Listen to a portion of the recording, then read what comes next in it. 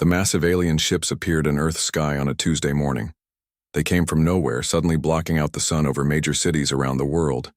The ships were huge, each one the size of a mountain. They were dark metal with strange lights that pulsed like a heartbeat. Emperor Vexithul sat on his throne inside the largest ship. He was 8 feet tall with gray skin and 4 arms. His eyes glowed red in the darkness of his command room. Around him, hundreds of alien soldiers worked at glowing screens. They had been traveling across the galaxy for months to reach this small blue planet. "Report," the Emperor said in his deep voice. Admiral Krelnor stepped forward. He was smaller than the Emperor, but still intimidating. His uniform was covered in medals from 1,000 conquered worlds. "My lord, we have arrived at the 3rd planet of this star system. Our scans show primitive life forms. They call themselves humans." The Emperor laughed. It was a cold sound that made his soldiers nervous. "Humans? What kind of name is that? Do they have weapons?" "Nothing that could hurt our ships, my lord. They have basic missiles and some nuclear devices. Their technology is perhaps 500 years behind ours." "Good. Send them the standard message. Tell them they now belong to the Zephyrian Empire." Admiral Krelnor pressed a button on his control panel. Across Earth, every radio, television, and computer screen suddenly showed the same message. The Admiral's face appeared, cold and threatening. "People of Earth," he said in perfect English, "I am Admiral Krelnor of the Zephyrian Galactic Empire. Your planet is now under our control.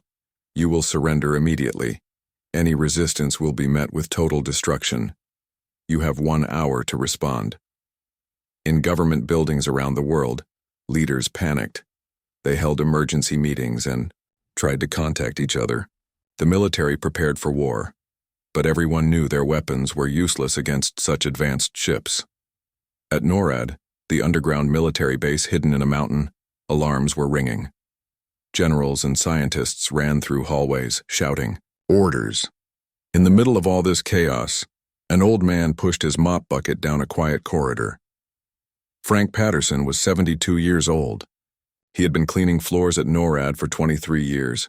He had gray hair, wore thick glasses, and always had a coffee stain on his uniform. Most people didn't notice him. He liked it that way. Frank was cleaning the communication room when the alien message came through. The room was empty because everyone had run to the main command center. The radio on the wall crackled with static. "This is Admiral Krelnor. We are waiting for your response. You have 55 minutes remaining." Frank stopped mopping and looked at the radio. He had heard the original message and seen the ships on the security monitors. He scratched his head and thought about it for a moment. 55 minutes. He muttered to himself. That's not very polite. He walked over to the radio and looked at the buttons.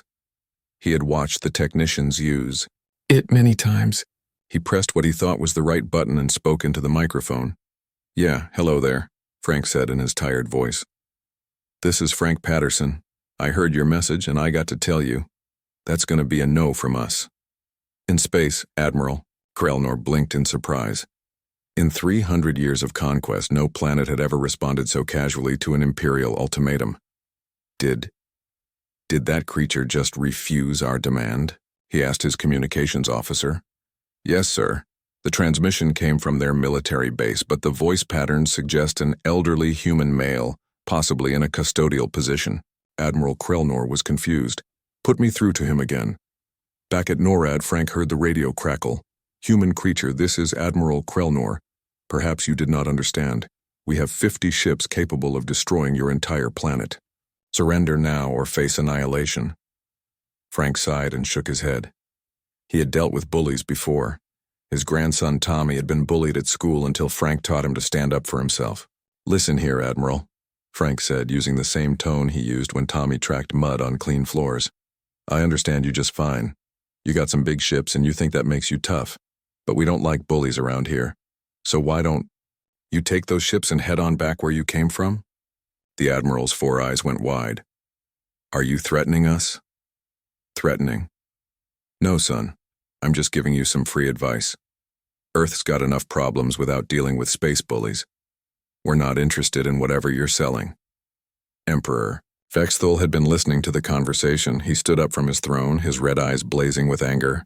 "Connect me to this, Frank Patterson," he commanded. The radio crackled again. This time, a much deeper and more frightening voice spoke. "Human, I am Emperor Vexthul, ruler of the Zephyrian Empire. I have conquered 847 worlds. Trillions of beings serve me across the galaxy. You will surrender, or I will turn your planet into space dust." Frank thought about this for a moment. He looked out the window at the mountains of Colorado. He thought about his wife, Martha, who was probably making lunch right now. He thought about Tommy, who was at school learning about the solar system. He thought about his little dog, Rusty, who was probably sleeping on the couch. "Emperor Vex," Frank said, "that's a mighty impressive resume you got there. But I gotta ask you something. In all those 847 worlds you conquered, did you ever stop to ask if maybe there was a better way to handle things?" The Emperor was so surprised he almost dropped his communication device. "A better way?" "Yeah. See, most problems can be solved by just talking to folks, being polite, maybe sharing a cup of coffee. You'd be amazed what people will do for you if you just ask nice instead of threatening them." "You dare lecture me on diplomacy?" the Emperor roared. "I'm not lecturing anybody," Frank said calmly. "I'm just saying you might want to reconsider your approach. Because threatening people? That's not going to work here. We've been through 2 world wars, survived the plague, put up with reality TV, and still managed to keep going. A few spaceships don't scare us much," Admiral Krelnor whispered to the Emperor. "My lord, perhaps we should demonstrate our power, destroy one of their cities to show them we mean business." But the Emperor held up one of his 4 hands. Something about the old human's voice made him pause.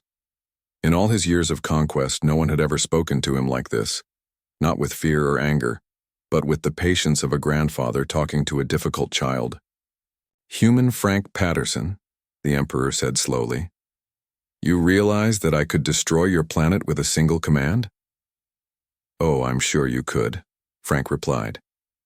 "Question is, why would you want to? What's the point of ruling over a bunch of dead rocks? Seems like a lonely way to live, if you ask me." The Emperor sat back down on his throne. He had expected fear, begging, maybe desperate attempts to bargain. He had not expected a philosophy lesson from a janitor. "You have 1 hour to reconsider," the Emperor said finally. "Take all the time you need," Frank said. "I'll be right here. Got some floors to clean anyway." The radio went quiet. In space, the alien fleet waited. On Earth, Frank Patterson went back to mopping floors, humming an old song his wife used to sing. He had no idea that his simple refusal to be intimidated had just changed the course of galactic history. 3 days later, the largest space fleet in galactic history arrived at Earth. 10,000 ships of every size and shape surrounded the small blue planet. Emperor Vexthul had called in vessels from across his empire. Each ship represented a different conquered species now serving the Zephyrian military. The Emperor paced in his throne room. His 4 arms moved restlessly as he tried to understand what had happened. In 800 years of life, he had never been refused by anyone. The conversation with the human janitor played over and over in his mind. "Admiral Krelnor," he called. The Admiral appeared instantly. "Yes, my lord?" "Prepare a formal diplomatic meeting with these humans. I want to understand what makes them think they can refuse the Empire."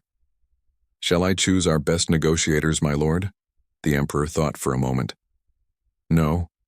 I will handle this personally. Set up a meeting in neutral space, halfway between our fleet and their planet." On Earth, world leaders were in panic. The alien fleet was so large it could be seen with the naked eye from the planet's surface. Emergency sessions were held at the United Nations. Military commanders prepared for the end of the world. But in Colorado, Frank Patterson was having a different kind of emergency. His phone wouldn't stop ringing. "Frank, this is the President of the United States," said the voice on his kitchen phone. "I need you to come to Washington immediately." "Can't do it," Frank replied, stirring sugar into his coffee. "Got to take my wife to her doctor's appointment today. Maybe next week?" "Frank, this is about the aliens. The whole world is depending on you." Frank sighed. He looked at his wife Martha, who was reading the newspaper and shaking her head at the headlines. "Tell you what," Frank said. "I'll meet with them space folks, but I'm not flying to Washington. Martha gets carsick on long trips." 2 hours later, a very confused Air Force general was standing in Frank's driveway. With him was Jennifer Williams, a soccer mom from Denver who had volunteered to help because she felt sorry for Frank. Also, there was Tommy Chen, a 17-year-old high school student who claimed he could build a spaceship. "Ma'am," the general said to Jennifer, "are you sure about this? These are the most dangerous beings in the galaxy." Jennifer adjusted her purse and checked her watch. "General, I've got 3 kids and I run the PTA. I think I can handle some grumpy aliens. Besides, I made cookies." Tommy was in the garage, working on what looked like a school bus with rocket engines welded to the sides. He used parts from his dad's lawnmower, his mom's washing machine, and a lot of duct tape. "Tommy," Frank called, "you sure that thing will fly?" "Should work," Tommy said, wiping grease from his hands. "I calculated the math 3 times. Well, twice. The 3rd time I got distracted by a video game." Captain Biscuits, Frank's golden retriever, wagged his tail and jumped into the bus. The dog had no idea they were about to travel through space, but he was always ready for an adventure. An hour later, the strangest diplomatic vessel in history launched from Frank's backyard. The school bus, now equipped with faster-than-light engines, zoomed toward the alien fleet. Inside, Frank read a magazine, Jennifer organized her cookie containers, and Tommy played music on his phone. Captain Biscuits looked out the window and barked at the stars. Emperor Vexthul waited in his most impressive conference room. The walls were made of rare crystal from the Andromeda galaxy. The table was carved from a single piece of meteor rock. Everything was designed to intimidate visiting diplomats. When the human shuttle docked with his ship, the Emperor straightened his ceremonial robes and put on his most threatening expression. The airlock opened and the human delegation walked in. First came an old man in a janitor's uniform, looking around like he was checking for dust. Behind him was a middle-aged woman carrying a plate of cookies and looking worried about crumbs. Next was a teenager with headphones around his neck texting on his phone. Finally, a golden dog trotted in and immediately started sniffing the Emperor's feet. "Emperor Vexthul," Frank said, extending his hand. "Nice to meet you in person. This is Jennifer, Tommy, and Captain Biscuits." The Emperor stared at the offered hand. In his culture, touching was only done during combat or mating rituals. Cautiously, he extended one of his 4 hands and shook Frank's. "You came in that?" the Emperor asked, looking at the school bus through the airlock window. "Tommy built it," Frank said proudly. "Kid's got a real talent for engineering." Tommy looked up from his phone. "Thanks, Mr. Patterson. Hey, nice ship you got here. Is that a quantum flux capacitor in your engine room?" The Emperor's technical advisors whispered excitedly among themselves. Humans shouldn't know about quantum flux capacitors. That technology was classified at the highest levels of the Empire. "Please sit," the Emperor said, gesturing to chairs around the crystal table. Jennifer looked at the chairs, which were designed for alien anatomy. "These don't look very comfortable. Do you mind if I just stand? I've been sitting in carpools all morning." She opened her container of cookies. The smell of chocolate chips filled the room. Several alien guards turned their heads toward the scent. "I brought these for everyone," Jennifer said cheerfully. "They're fresh from the oven this morning." "The Empire does not require primitive nutrition," the Emperor said coldly. "We have synthesized foods that provide perfect nutritional balance." "Oh, that's nice," Jennifer said. "But these aren't really about nutrition. They're about being friendly. Here, just try one." She held out a warm cookie. The Emperor looked at it suspiciously. "It's not going to hurt you," Frank said. "Jennifer makes the best cookies in Colorado, maybe the whole planet." The Emperor had never eaten anything that wasn't scientifically designed for optimal health, but something about the woman's kind face made him take the cookie. He bit into it carefully. The taste explosion nearly knocked him over. Sugar, chocolate, butter, and vanilla flooded his senses. His red eyes went wide. His 4 hands started shaking. This is, he stammered. "Good. right? Jennifer said proudly. The secret is using real butter, not that fake stuff. The Emperor ate the entire cookie in 3 bites. Then he reached for another one. His advisors watched in shock as their fearsome leader experienced his first sugar high. What is this substance?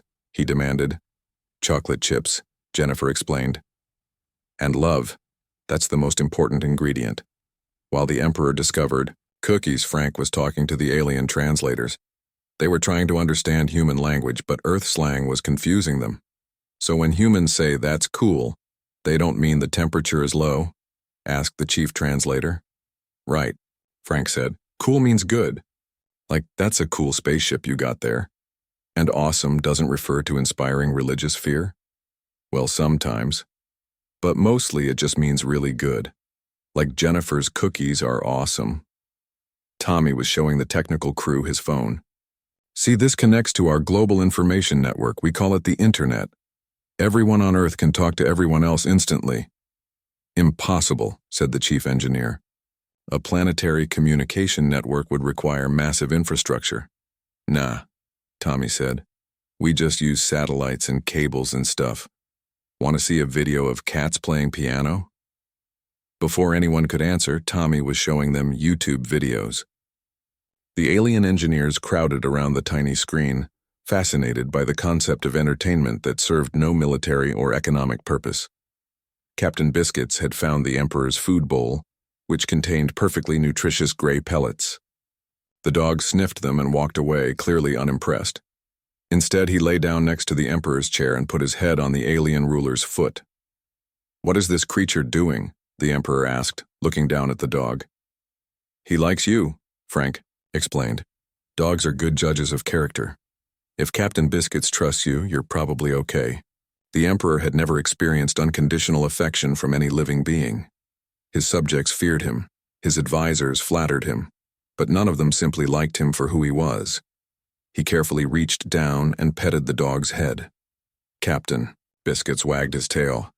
Now then, Frank said, settling into his chair despite its uncomfortable design. Let's talk about this conquest business. What exactly are you folks hoping to get out of taking over Earth? The Emperor, still petting the dog and eating his 3rd cookie, tried to remember his standard conquest speech. But somehow, sitting in this room with these strange, friendly humans, the words seemed less important than they had before. Resources, he said finally. Labor. Strategic position in the galaxy. Frank nodded. And you figure the best way to get that is by threatening to blow everything up? It has always worked before. Jennifer looked up from arranging cookies on the plate. Has it, though? I mean, really? Are your people happy? It was such a simple question, but no one had ever asked it before. The Emperor realized he didn't know the answer. Emperor Vexithol returned to his flagship feeling more confused than he had in centuries. The meeting with the humans had not gone as planned. Instead of surrendering in fear, they had given him cookies and asked if his people were happy.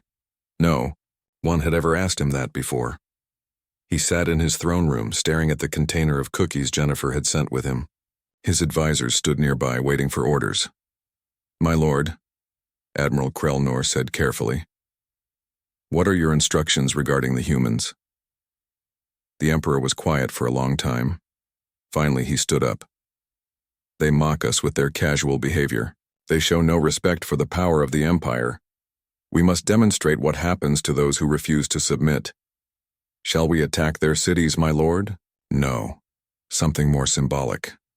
Destroy their moon. Let them see what our weapons can do. Then they will beg for mercy. Admiral Krelnor felt relieved. This was familiar territory. At once, my lord. The order went out across the fleet. The Imperial, dreadnought Cosmic Terror moved into position. Its main weapon was a planet cracker beam that could split worlds in half.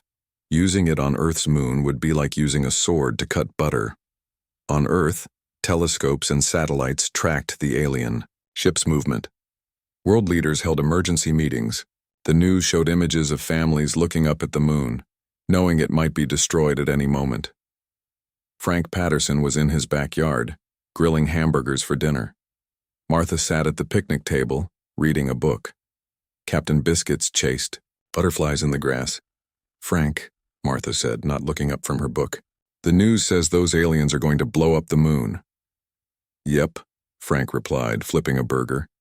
Figured they might try something like that. Are you worried? Frank thought about it for a moment. Not really. Moon's been up there for a long time. Probably got some tricks we don't know about. Martha smiled and went back to her book. After 45 years of marriage, she had learned to trust her husband's calm wisdom. In space, the cosmic terror powered up its main weapon.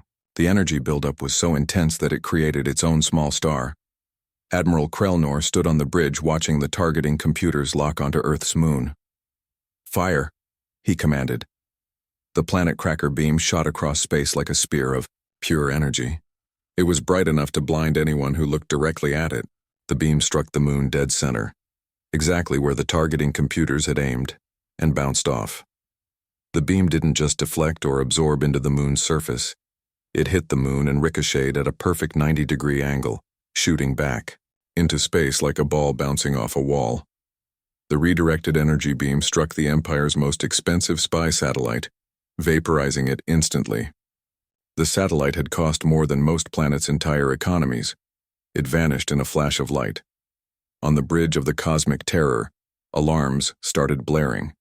Admiral Krelnor stared at his instruments in disbelief. "Report!" he shouted. "Sir, the moon appears to be protected by some kind of energy shield. Our sensors are detecting massive defensive installations hidden beneath the surface." "Impossible! Our scouts reported no advanced technology on this planet." "Sir, we're receiving new data.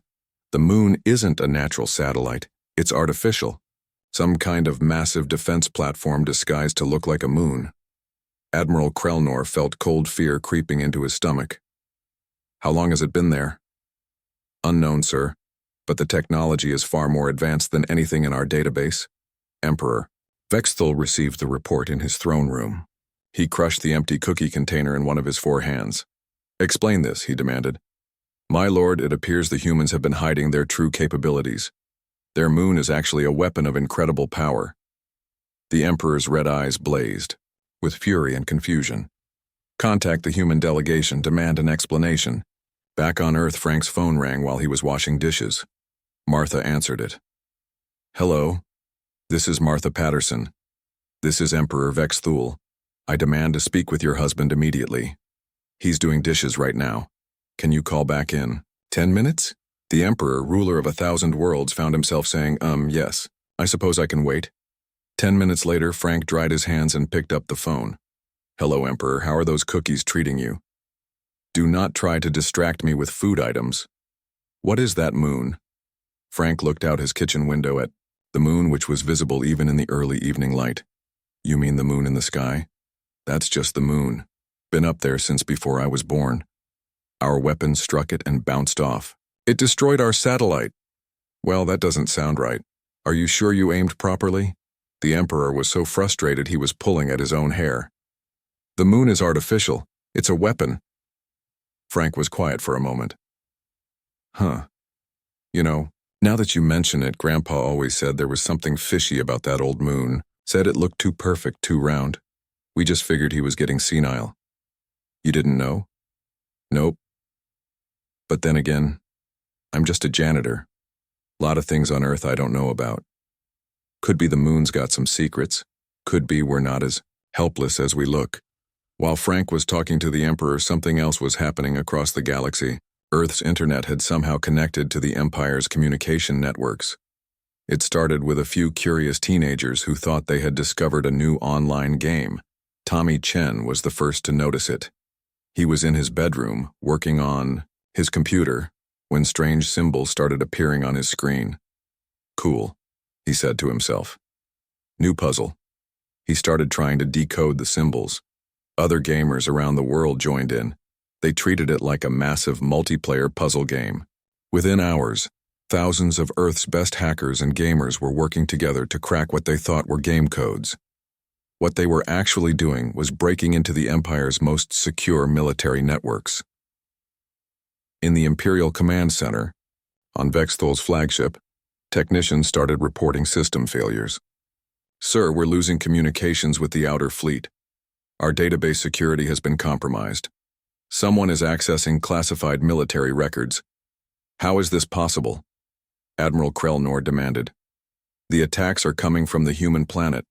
"Sir, but the techniques are unlike anything we've seen. It's not military-grade hacking. It's something else. What else could it be?" "Sir, it appears to be recreational, like they're doing it for fun." On Earth, Tommy had cracked his first Imperial security code. He posted about it online. "Level 47 cleared. Who wants to try level 48?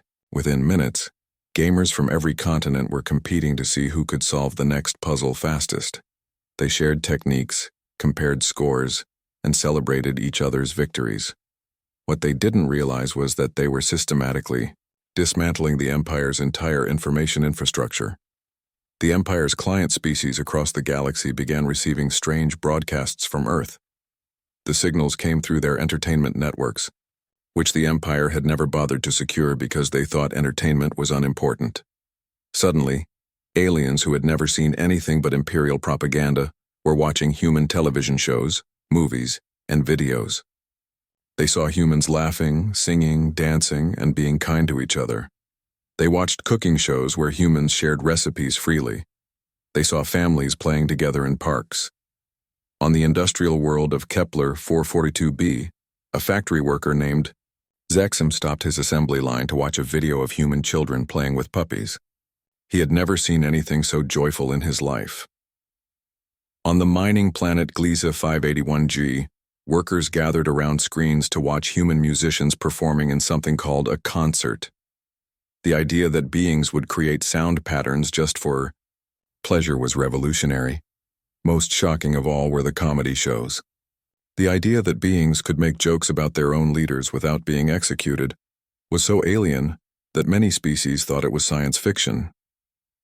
Emperor Vex Thul was in his throne room when he heard the reports coming in from across the Empire. "My Lord, productivity is down 40% on the industrial worlds. The mining operations have slowed to a crawl. Workers are demanding something called lunch breaks and personal time. Some colonies are asking if they can have their own versions of Earth's weekend concept." The Emperor felt his carefully ordered universe crumbling around him. His empire had ruled through fear and efficiency for 1,000 years. Now his subjects were learning about concepts like joy, rest, and personal freedom. And it was all because of a planet full of humans who thought everything was just fun and games. Frank Patterson finished his conversation with the Emperor and hung up the phone. He looked at Martha, who was knitting in her favorite chair. "Honey," he said, "I think we might have more surprises on this planet than we thought." "That's nice, dear," Martha replied without looking up. "Dinner's in the oven. Don't let it burn." Frank smiled and went to check on the pot roast. Outside, the mysterious moon continued its ancient watch over Earth, keeping secrets that even humans had forgotten. 3 weeks after Earth's internet accidentally hacked the galactic network, the Zephyrian Empire was falling apart. Not from war or rebellion, but from something far more dangerous: happiness. On the factory world of Kepler 442b, Zexum, the assembly line worker, had organized his first ever coffee break. He had learned about the concept from a human workplace comedy show. Now, instead of working 16 hours straight, the workers gathered twice a day to drink stimulating beverages and talk about their lives. Production had dropped by 60%. But somehow the workers were making better products because they were less tired and more focused. "This is unacceptable," complained the Imperial Overseer. "You cannot simply stop working to consume liquids and engage in social chatter." Zexum, who had spent 300 years in terrified silence, looked up from his coffee cup. "Why not? The humans do it, and look how happy they seem." "Happiness is inefficient." "Maybe," Zexum said thoughtfully. "But it sure feels better than being miserable all the time." Similar conversations were happening across the Empire. On mining worlds, workers had discovered the concept of safety regulations from human industrial documentaries. They were refusing to work in dangerous conditions, demanding protective equipment and reasonable hours. On agricultural planets, Farmers had learned about crop rotation and sustainable farming from Earth's educational broadcasts. They were producing better food while working less, which confused their imperial supervisors who had always believed that suffering was necessary for productivity. But the real revolution was happening on the pleasure worlds where the Empire's elite lived. The wealthy aliens who ruled imperial society had discovered human entertainment. They were binge-watching television series, learning to cook exotic foods, and taking up hobbies like gardening and music. Lady Veliana, one of the Empire's richest nobles, had spent the last week learning to bake bread from a human cooking show. She had never made anything with her own hands before. The simple pleasure of kneading dough and smelling fresh bread made her question everything she thought she knew about a meaningful life. Emperor Vexthul received reports from across his crumbling domain. He sat in his throne room, surrounded by empty cookie containers that he had been ordering from Earth through some kind of interstellar delivery service that Tommy had set up as a side business. "My lord," Admiral Krelnor reported, "the situation continues to deteriorate. The Andromedan sector has elected a new leader. Who dared to challenge imperial authority?" It's a dog, sir." The Emperor nearly choked on his cookie. "What?" "A golden retriever named Captain Biscuits. The human's pet somehow got on the ballot as a joke, but the population voted for him overwhelmingly. His platform was daily walks, belly rubs, and treats for everyone." The Emperor put his head in his four hands. "A dog is running the Andromedan sector." "Yes, sir. And his approval ratings are the highest we've ever recorded." The Admiral continued his report. "The Centauri colonies have declared themselves a cooperative commonwealth. They're sharing resources freely and making decisions by voting instead of imperial decree. Productivity is up 20% because people actually want to work for each other instead of being forced to." "What about the military?" "That's complicated, sir. Half our fleet commanders have started book clubs. The other half have taken up hobbies like painting and poetry. Commander Zelthar of the 3rd Battle Group has written a sonnet about homesickness." The Emperor stood up and paced around his throne room. Through the windows he could see Earth hanging in space like a blue and white jewel. Such a small planet, and yet it was destroying his empire without firing a single shot. His communication panel chimed. "My lord, there's an incoming transmission from Earth." "Put it through." Frank Patterson's face appeared on the screen. He was sitting in his kitchen, having a cup of coffee. "Morning, Emperor. How are you doing today?" The Emperor was surprised by the question. No one ever asked how he was doing. My empire is collapsing." "Sorry to hear that. Must be stressful. You been getting enough sleep?" "Sleep? I am the ruler of 1,000 worlds. I don't have time for sleep." Frank shook his head sadly. "That's no way to live, son. No wonder you're having problems. A man needs his rest, needs time to think, to spend with family, to enjoy life a little. But if I'm not constantly managing the empire, everything will fall apart." "Will it, though? Seems to me like your people are doing just fine managing themselves. Maybe better than when you were telling them what to do all the time." The Emperor looked at his reports. Despite the chaos and the breakdown of imperial authority, most worlds were actually doing better than before. Crime was down, production was steadier, people were healthier and happier. "I don't understand," the Emperor said. "How can they function without strict control?" Frank sipped his coffee thoughtfully. "Well, turns out most folks are pretty good at figuring out what needs doing if you give them a chance. They don't need someone standing over them with a stick all the time. Sometimes the best way to lead is to just trust people to do the right thing. But what if they make mistakes? Then they learn from them and do better next time. That's how humans work.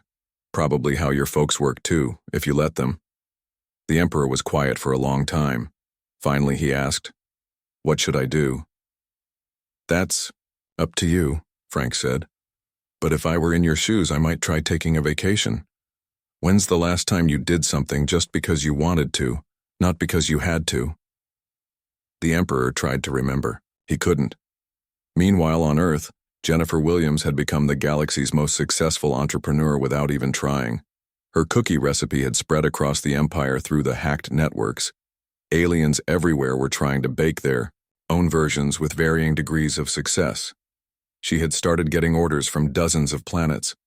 Her kitchen table was covered with requests for cooking lessons, baking supplies, and something called emotional support cookies for stressed imperial bureaucrats. "Frank," she called to her neighbor who was mowing his lawn, "I think I accidentally started a galactic business." Frank turned off his lawnmower. "That's nice, Jennifer. You gonna need help?" "I don't know how to ship cookies to other planets." "Ask Tommy. That boy can figure out anything." Tommy had indeed figured out interstellar commerce. His original school bus spaceship had evolved into a small fleet of delivery vehicles. He was running what he called Amazon Prime Galaxy Edition out of his parents' garage. His biggest customer was Emperor Vexthul, who had become addicted to Earth food, entertainment, and something called customer service. "Tommy," the Emperor said during one of their regular video calls, "why do humans ask if I'm satisfied with my purchase?" "Because we want you to be happy with what you bought. If you're not happy, we'll fix it or give you your money back." "But why do you care if I'm happy?" Tommy looked at the Emperor like he was crazy. "Dude, if our customers aren't happy, they won't buy from us again. Plus, it's just the right thing to do. Why would we want you to be unhappy?" This simple concept revolutionized imperial commerce. For the first time in galactic history, businesses started caring about customer satisfaction. Quality improved. Prices became fair. Workers were treated better because happy employees made happy customers. The economic changes rippled through the empire faster than any military conquest ever could. Captain Biscuits, meanwhile, was proving to be surprisingly effective as the elected leader of the Andromedan sector. His policies were simple. Make sure everyone had enough food, clean water, safe places to sleep, and time to play. Crime virtually disappeared. Productivity soared because people were working for a leader who obviously cared about their well-being. The dog's inauguration ceremony had been broadcast across the galaxy. Millions of beings watched as Captain Biscuits received his ceremonial collar of office, wagged his tail at the crowd, and then took a nap on the steps of the government building. It was the most popular political event in galactic history. Frank Patterson was watching the news coverage when his phone rang. It was the president of Earth. "Frank, we need to talk. The aliens are requesting formal diplomatic relations, but they want to negotiate with you, not with world governments." So? What do they want to negotiate?" "Everything. Trade agreements, cultural exchanges, mutual defense pacts. They want to dissolve their empire and form some kind of galactic confederation, with Earth as the cultural center." Frank thought about this while he watched Captain Biscuits on TV, being petted by a crowd of adoring alien citizens. "Tell them. We'll think about it," he said finally. "But first, I want to make sure they understand something." "What's that?" "We're not looking to rule anybody. We just want to get along and maybe have some barbecues together on weekends." The president was quiet for a moment. "Frank, you do realize you've accidentally conquered the galaxy?" "Conquered? Nah. We just showed them a better way to live. Big difference." Frank hung up the phone and went back to watching the news. On the screen, Emperor Vexthul was announcing his retirement. He was wearing a Hawaiian shirt and had learned to smile. "Maybe Martha's right," Frank said to himself. "Maybe the universe isn't so complicated after all." 6 months later, Frank Patterson was sitting in the strangest government building in the universe. It looked like a combination of the United Nations and a community center. There were meeting rooms, a kitchen, a playground for children, and comfortable chairs scattered everywhere. The building floated in space between Earth and the former Imperial flagship. Beings from 100 different worlds came and went through its doors. They called it the Galactic Neighborhood Association headquarters. Frank had been elected president, though he kept insisting his real job was still janitor at NORAD. His presidential office had a mop bucket in the corner and a coffee maker on the desk. The official presidential chair was a folding lawn chair that he had brought from home. "Mr. President," said his secretary, a three-eyed alien named Kiksara who had learned English from cooking shows, "the weekly barbecue planning committee is here to see you." Frank looked up from the report he was reading about trade agreements. "Send them in." The committee consisted of Jennifer Williams, who had become the galaxy's unofficial Minister of Food and Friendship, Tommy Chen, now known as the Intergalactic Logistics Coordinator, and Captain Biscuits, who wore a small badge that said Chief Morale Officer. Frank, Jennifer said, sitting down and pulling out a notebook. We need to talk about this weekend's barbecue. We're expecting representatives from 300 worlds. That's a lot of hamburgers, Frank observed. That's the problem. Half? These species don't eat meat. A quarter of them can't digest Earth food at all. And 12 species consider the act of cooking food to be a form of worship. Tommy looked up from his tablet. I've been working on that. We can set up different food stations for different biology types. Plus, I've got a new teleporter system that can deliver fresh food from each species' home world. You built a teleporter? Frank asked. Yeah, last Tuesday. It's basically just a really advanced microwave. The hard part was figuring out the safety protocols. Frank sometimes forgot that Tommy was probably the most advanced engineer in the galaxy. The boy had a habit of solving impossible problems. While doing his homework, Captain Biscuits wagged his tail and dropped a tennis ball at Frank's feet. Even as Chief Morale Officer, the dog still believed that playtime was the most important part of any meeting. Good point, Captain, Frank said, throwing the ball across the office. We need to make sure there are activities for everyone. Can't have a good barbecue without some fun. Jennifer made notes. I'll coordinate with the entertainment committee. The Andromedan delegation wants to teach everyone their traditional dances. The Centaurians have offered to bring their musical instruments, and the humans from Australia are bringing something called lawn cricket. Sounds perfect, Frank said. Anything else? Well, Jennifer hesitated. There's the matter of Emperor Vexthul. Former Emperor Vex. He's been asking if he can help with the cooking. Frank smiled. Course he can. Man makes a mean alien potato salad. Though we probably shouldn't call it that to his face. The former emperor had surprised everyone by becoming an excellent cook. After centuries of eating nothing but nutrition pellets, he had discovered a passion for food preparation. He had even started a cooking show called Cooking with Vex that was popular across 17 solar systems. He's also asking about bringing his fishing gear, Jennifer added. The lake's got plenty of fish. Tell him to bring extra poles. I bet some of the other folks would like to try it. The lake Jennifer mentioned hadn't existed a month ago. Tommy had built it as an atmospheric enhancement project. It was part of a whole recreational area that included parks, sports fields, and something called a meditation garden that the former Imperial monks had designed. After the meeting, Frank walked through the headquarters building. In the main hall, dozens of species were working together on various projects. A group of human teenagers was teaching alien engineers how to improve their spaceship designs using video game principles.